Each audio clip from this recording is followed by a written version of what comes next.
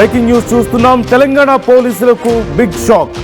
Cyberabad Rachakonda commissionerate పోలీసుల వెబ్సైట్లు hack అయ్యాయి. వెబ్సైట్ క్లిక్ చేస్తే అవుతున్నట్లుగా గుర్తిస్తున్నారు. వారం నుంచి ఈ పోలీసుల వెబ్సైట్లు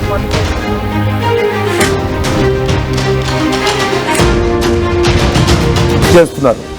వెబ్సైట్ల పునరుద్ధరణకు ప్రయత్నిస్తున్నట్లుగా ఐటీ టీమ్స్ ఇప్పటికే చెప్తున్నాయి. మళ్లీ హ్యాకింగ్ కాకుండా అడ్వాన్స్డ్ ఫైర్ వాల్స్ సిద్ధం చేస్తున్నట్లుగా తెలుస్తోంది. పోలీసుల వెబ్సైట్ల హ్యాకింగ్ ఐబొమ్మ రవి పనేనా అనే ప్రశ్న మరోవైపు తెర మీదకు వస్తుంది.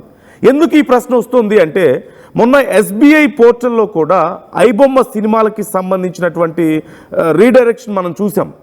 అంటే ఐబొమ్మ సినిమాకి సంబంధించిన లింక్ని క్లిక్ చేసి ఎస్బీఐ పోర్టల్లో అక్కడ పేస్ట్ చేస్తే అక్కడ సినిమా వస్తున్నటువంటి పరిస్థితి కనిపించింది. ఆ తర్వాత మరికొన్ని వెబ్సైట్లు, కొత్త వెబ్సైట్లు వచ్చాయి ఐబొమ్మ పేరున, లేదంటే ఐబొమ్మకి రీడైరెక్ట్ అవుతూ మరికొన్ని కొత్త వెబ్సైట్స్ రావడాన్ని కూడా మనం చూసాం. ఇప్పుడు సైబరాబాద్ పోలీసుల వెబ్సైట్ హ్యాక్ అయితే ఐబొమ్మ రవి పనే అంటూ చాలామంది అనుమానం వ్యక్తం చేస్తున్నారు. ఇది నిజమా కాదా అనేది కన్ఫర్మ్ చేయాల్సి ఉంది.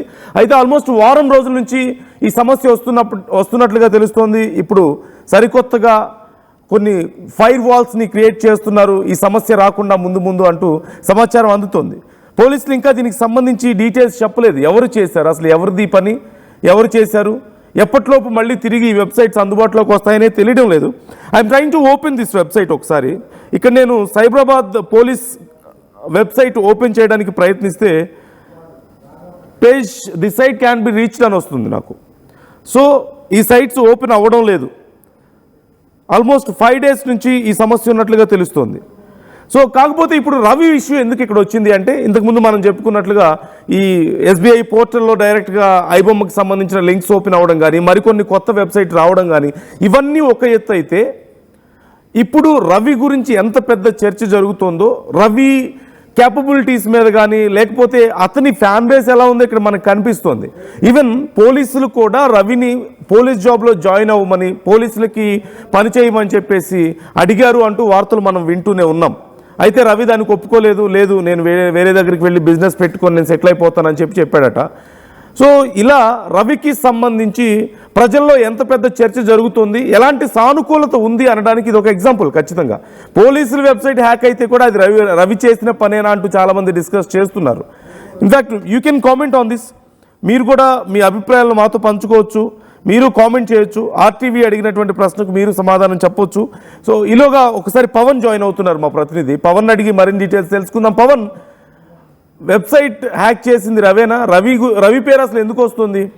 ఇంత పెద్ద చర్చ ఎందుకు జరుగుతుంది? గతంలో కూడా కొన్నిసార్లు హ్యాక్ అయ్యాయి, కానీ ఈసారి రవి పేరు రావడాన్ని మనం చూస్తున్నాం. అట్ ది సేమ్ టైం విచారణ ఎలా జరుగుతుంది, ఎంతవరకు వచ్చింది?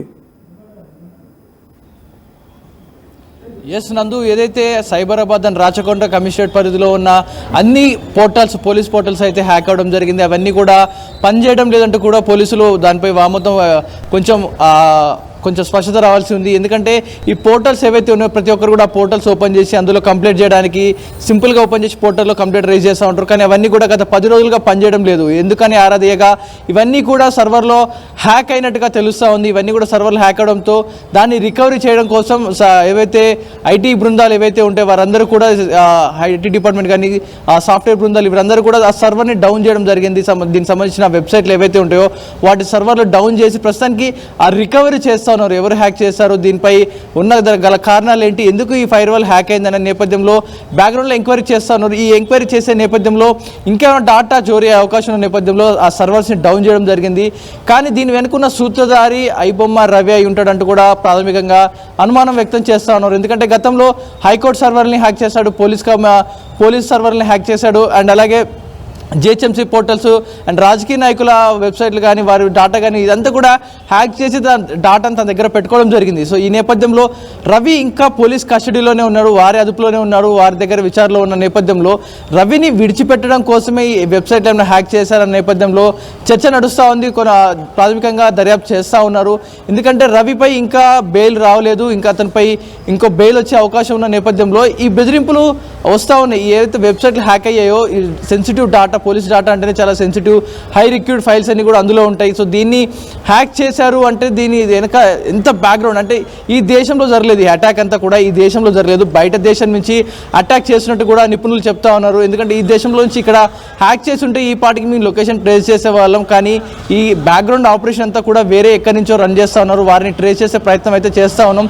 ఈ లోపు మన సర్వర్లో ఉన్న డేటా లీక్ అవ్వకుండా ఉండాలంటే ఈ సర్వర్స్ మనం డౌన్ చేసి ఒక 10 రోజులు వాడకపోవడం మంచిదన్న నేపథ్యంలో ఈ 10 రోజుల పాటు ఈ సర్వర్ని అయితే డౌన్ చేసి అలా ఆ వెబ్సైట్స్ని క్లోజ్ చేసి పెట్టడం జరిగింది. దీనిపై ఎన్ఐసి అధికారులు కూడా దర్యాప్తు చేస్తూ ఉన్నారు. పోలీసు డిపార్ట్మెంట్తో పాటు ఎన్ఐసి కూడా రంగంలో దిగింది. సో దీనిపై విచారణ జరపాల్సి ఉంది. ఎందుకంటే పోలీసు ఇన్ఫర్మేషన్ అంటే ప్రతి డీటెయిల్స్ సంబంధించిన కేసు ఫైల్ కానీ ఇవన్నీ కూడా సెన్సిటివ్ ఇన్ఫర్మేషన్ మొత్తం కూడా వారి పోర్టల్స్ ఉంటాయి. ఏకంగా వాటి ఫైర్ వాల్ని బ్రేక్ చేసి ఆ డాటాని తీస్తున్నారంటే అవతల నుంచి ఎంత పెద్ద తలకాయలు ఉంటాయి, ఎంత పెద్ద మంది దీనిపై అటాక్ చేస్తున్నారు, పోలీసు వ్యవస్థనే కుల్లగొడుతున్నారంటే దీనిపై పెద్దవారి హస్తం ఉందన్న నేపథ్యంలో పోలీసులు చాలా సెన్సిటివ్గా ఈ కేసును డీల్ చేస్తూ ఉన్నారు. కానీ రవిని ఎందుకు అనుమానిస్తున్నారు అన్న నేపథ్యంలో, ఎందుకంటే ఐబొమ్మ అనే కేసు ఆ వెబ్సైట్ హ్యాక్ అని గతంలో ఎస్బీఐ పోర్టల్ని క్రియేట్ చేయడం, అందులో ఒక లింక్ పేజ్ చేయడం, ఇవన్నీ కూడా క్రియేట్ చేశాడు. రవి జైల్లో ఉన్న నేపథ్యంలోనే ఇవన్నీ కూడా బ్యాక్గ్రౌండ్ ఆపరేషన్స్ రన్ అయ్యాయి. అంటే రవి కరేబియన్ ఐలాండ్స్లో ఇంకా అతని ఆఫీస్ కానీ బ్యాక్గ్రౌండ్లో ఎంప్లాయీస్ కానీ ఇంకా రన్ అవుతూ ఉన్నారు. దీని వెనక ఇంకా పెద్ద మంది హ్యాకర్స్ ఉండే ఉంటారు. ఇవందరూ కూడా రవిని విడిచిపెట్టడానికి ఏదైనా బ్లాక్మెయిల్ చేసి పోలీస్ వ్యవస్థను బ్లాక్మెయిల్ చేసి విడిచిపెట్టడానికి ఏమన్నా ఇలాంటి వెబ్సైట్ హ్యాక్ చేస్తున్నారు నేపథ్యంలో పోలీసులు విచారణ జరుపుతా ఉన్నారు. కన్ఫర్మ్ అయిందా అంటే ఇది బయట వ్యక్తుల పనేనా, విదేశాల నుంచి జరిగినట్లుగా మీరు చెప్తున్నారు? Is it confirm? And Ravi విచారణకు సంబంధించి ఏమైనా డీటెయిల్స్ వస్తున్నాయా? నిన్నగాక మొన్నేమో రవిని పోలీస్ డిపార్ట్మెంట్లో చేరమన్నారని, లేదంటే రవి ఏదో వెళ్ళి నేను బిజినెస్ పెట్టుకుంటాను అని చెప్పాడని చెప్పేసి రకరకాల సమాచారం బయటకు వస్తుంది. సో విచారణకు సంబంధించి అప్డేట్స్ ఎలా ఉన్నాయి ఇంకా?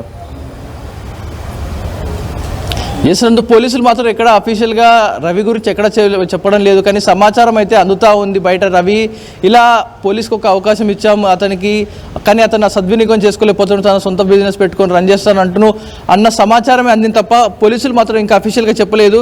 కానీ ఈ హ్యాకింగ్ సంబంధించి మాత్రం బయట దేశం నుంచే జరుగుతుంది అన్నట్టుగా ఎన్ఐసి అధికారులు చెప్తా ఉన్నారు. ఎందుకంటే ఇక్కడ సర్వర్లు వాడిని, ఇక్కడ ఇంటర్నెట్ కానీ ఇక్కడ లొకేషన్స్ వాడలేదంటూ కూడా ఎన్ఐసి అధికారులు చెప్తా ఉన్నారు. దీనిపై దర్యాప్తు చేపడతా ఉన్నారు. ఎందుకంటే ఈ దేశంలో కనుక మన దగ్గర నుంచి ఎక్కడ ట్రిగర్ అయినా కూడా కొంచెం ట్రేస్ చేసే అవకాశం చాలా ఈజీగా ఉంటుంది. లొకేషన్ సర్వర్స్ కానీ ఆ పోర్టల్స్ యూజ్ చేసే విధానం కానీ ఇవన్నీ కూడా తెలిసిపోతూ ఉంటాయి. కానీ ఈ కంప్లీట్గా బయట టెక్నాలజీ నుంచి వాడుతూ ఉన్నారు, బయట సర్వర్స్ నుంచి వాడుతూ ఉన్న నేపథ్యంలో వారిని ట్రేస్ చేస్తూ ఉంటూ కూడా ఎన్ఐసి అధికారులు చెప్తా ఉన్నారు.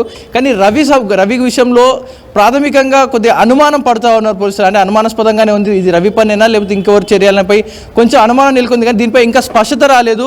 ఎందుకంటే గతంలో ఈ ఏదైతే హ్యాకింగ్ చేశాడో డాటా కొలగొట్టారు, 5 కోట్ల మంది డాటా నా దగ్గర ఉందని పోలీసులు బెదిరించిన నేపథ్యంలో దీని వెనక రవి హస్తం ఉండొచ్చు అంటూ పోలీసులు ప్రాథమికంగా నిర్ధారణ, అంటే ఒక అనుమానం వ్యక్తంగా ఒక వన్ సైడ్ కార్నర్గా దర్యాప్తు అయితే చేపడతా ఉన్నారు.